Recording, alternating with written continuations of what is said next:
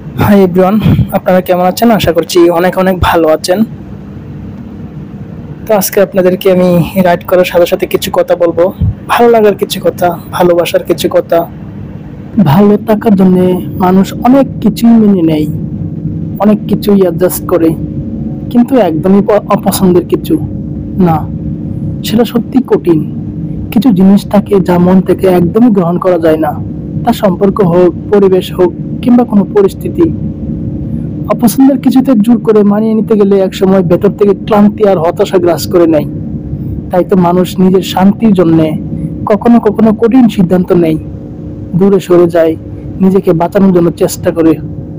কারণ ভালো থাকা মানে শুধু টিকে থাকা নয়, বরং মনের শান্তিটা বজায় রাখা। সবাই চাই সুখে থাকতে, কিন্তু সত্যিকারের সুখ আসে তখনই যখন আমরা নিজেদের প্রতি সত্য থাকি।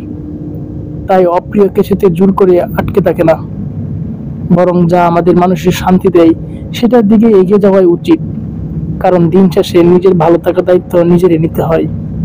আপনি যখন মন খারাপ থাকবে, ঠিক তখনই এভাবে ঘুরে বেড়ান, পছন্দের জায়গাগুলোতে একটু ঘুরে আসুন, একটু রাইড করুন, ভালো থাকবেন। ভিডিওটি ভালো লাগলে লাইক, কমেন্ট আর শেয়ার করবেন। দেখা হচ্ছে আমাদের পরবর্তী ভিডিওতে।